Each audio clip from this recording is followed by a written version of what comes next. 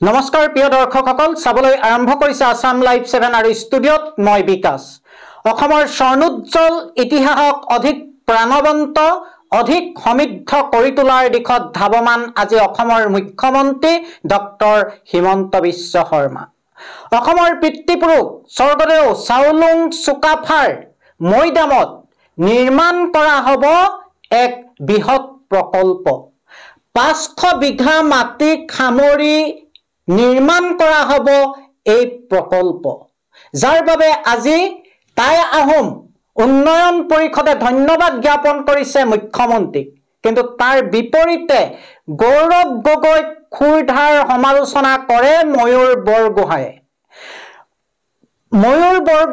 তাৎপৰ্যপূৰ্ণভাৱে মন্তব্য কৰে যে গৌৰৱ গগৈয়ে কেৱল মাত্ৰ ৰাজনৈতিক স্বাৰ্থ পূৰণৰ বাবেহে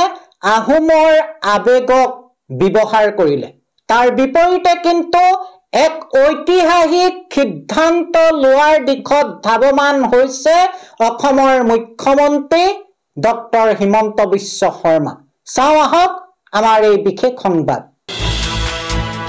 চৰাইদেউত পিতৃপুৰুষ চাওলুং চুকাফাৰ মৈদামত হ'ব এক বৃহৎ প্ৰকল্প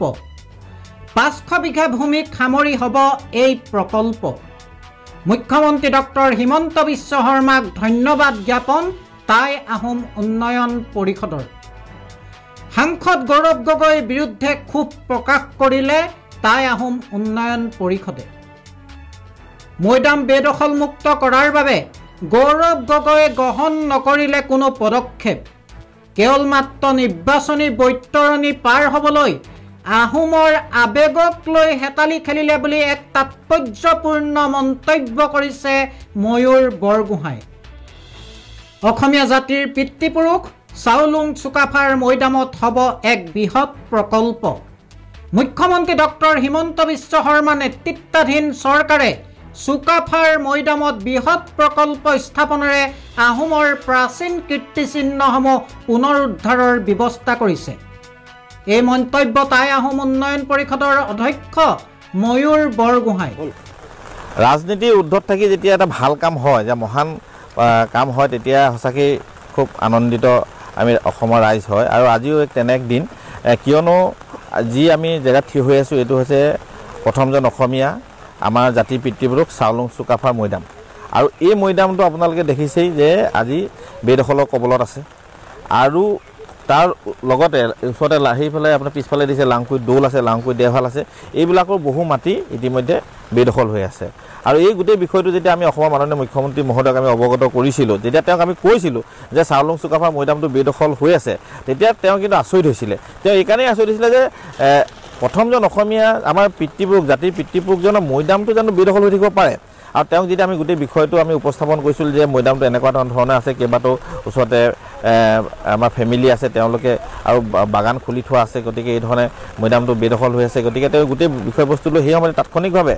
জিলা উপায়ুক্ত সেই সময়ত আদিত্য বিক্ৰম ডাঙৰীয়া আছিলে আৰু তেওঁ উপযুক্ত ব্যৱস্থা গ্ৰহণ কৰিবৰ কাৰণে তেওঁ নিৰ্দেশ দিছিলে আৰু তাৰপিছত জিলা প্ৰশাসনে ক্ষিপ্ৰতাৰে ব্যৱস্থা গ্ৰহণ কৰিছিলে ক্ষিপ্ৰতাৰে ব্যৱস্থা গ্ৰহণ কৰি প্ৰায় আৰ্কলজিক প্ৰায় 14 বিঘা মাটি হেনভা কৰিছিলে কিন্তু আমাৰ দাবী 14 বিঘা মাটি নাছিলে আমাৰ দাবী আছিলে যে ওচৰতে যি লাংকুই দৌল আছে লাংকুই দেওহাল আছে চাওলুং চুকাফাৰ ওচৰ পাজৰে যি প্ৰায় 100-150 বিঘা মাটি আছে এই বাকী যি মৈদামখিনি আছে এই গোটেই মৈদামখিনি যাতে বেদখলমুক্ত হয় আৰু এই কথাটো আমি মুখ্যমন্ত্ৰী মহোদয়ক যেতিয়া পুনৰবাৰ কৈছিলোঁ তেতিয়া তেওঁ কৈছিলে যে এই গোটেই এই বস্তুকেইটা সামৰি চাওলুং চুকাফাৰ মৈদাম আমাৰ লাংকুই দৌল লাংকুই দেওহাল আৰু চাওলুং চুকাফাৰ যি সতীসকল আছে গোটেই মৈদামকেইটা সামৰি এক প্ৰকল্পৰ কাম তেওঁ হাতত ল'ব আৰু এই গোটেই প্ৰকল্পৰ যিখিনি যাৱতীয় কাম সেইখিনি কামখিনি আগবঢ়াই নিবৰ বাবে ইতিমধ্যে যিখিনি বিভাগীয় নীতি নিৰ্দেশনা সেইখিনি ইতিমধ্যে আগবাঢ়িছে আৰু আমি সেইকাৰণে আজি এই প্ৰতিকূল বতৰতো আমি চাওলুং চুকাফাৰ পবিত্ৰ ভূমিত আমি উপস্থিত হৈ অসমৰ ৰাইজক আমি এই সুন্দৰ আৰু ভাল খবৰটো দিবৰ বাবে আমি ইয়াত উপস্থিত হৈছোহি কিয়নো এই যি মহান পদক্ষেপ এই মহান পদক্ষেপে চাওলুং চুকাফাৰ যি অসমীয়া জাতিটো গঢ়ি থৈ গ'ল তাৰ কাৰণে এক অমূল্য অৱদান হ'ব কিয়নো বহুত চৰকাৰ আহিলে বহুত চৰকাৰ গ'ল বহুত ৰাজনীতি হ'ল কিন্তু তাৰ পিছতো আমাৰ পিতৃপুৰুষজনৰ মৈদামটো আজিৰ তাৰিখত বেদখল হৈ থকাটো কিন্তু আমাৰ জাতিটোৰ কাৰণে কিন্তু লাজৰ কথা আৰু সেই পদক্ষেপটো গ্ৰহণ কৰিলে কিন্তু আমাৰ অসমৰ মাননীয় মুখ্যমন্ত্ৰী ডক্টৰ হিমন্ত বিশ্ব শৰ্মা ডাঙৰীয়া আৰু সেইকাৰণে আমি তেওঁক ধন্যবাদ জনাইছোঁ আৰু তেওঁক ধন্যবাদ জনাব এইকাৰণেই লাগিব বহু মুখ্যমন্ত্ৰী আহিলে বহু মুখ্যমন্ত্ৰী গ'ল আমাৰ আহোমৰ পৰা প্ৰতিনিধিত্ব কৰাও বহু মুখ্যমন্ত্ৰী আছিলে তেওঁলোকেও কিন্তু এই মৈদামটো কেনে একো নকৰিলে বহুত কেইজন কেবিনেট মিনিষ্টাৰ আছিলে তেওঁলোকে এই কথাটো উপস্থাপন কৰিবলৈকে ভয় কৰিলে কেইবাজনো সাংসদ আছিলে সাংসদে এই কথাটো উলিয়াবলৈকে ভয় কৰে আৰু আজিও এই সমষ্টিৰ পৰা প্ৰতিনিধিত্ব কৰি আছে বিৰোধী দলৰ দলপতি দেৱব্ৰত শইকীয়া ডাঙৰীয়া তেওঁৰ মুখত আজি তাৰিখত আপোনালোকে চাউলুং চুকাফাৰ মৈদামৰ কথা এবাৰ শুনিছেনে যে চাউলুং চুকাফাৰ মৈদামটো বেদখল হৈ আছে উদ্ধাৰ কৰিব লাগে আৰু লোকসভাৰ উপদলপতি আছে গৌৰৱ গগৈ ডাঙৰীয়া তেওঁ গৌৰৱ গগৈ ডাঙৰীয়াৰ মুখত আজি তাৰিখলৈ আপুনি এবাৰ শুনিছেনে যে চাউলুং চুকাফাৰ মৈদামটো বেদখল হৈ আছে এইটো আমি পুনৰুদ্ধাৰৰ কাৰণে ব্যৱস্থা কৰিব লাগে এইবিলাক কথা নকয় কিন্তু নিৰ্বাচনৰ বৈতৰণি পাৰ কৰিবৰ কাৰণে আহোমৰ যি চেণ্টিমেণ্ট যি আৱেগ সেই আৱেগক লৈ কিন্তু বহুতে হেতালি খেলে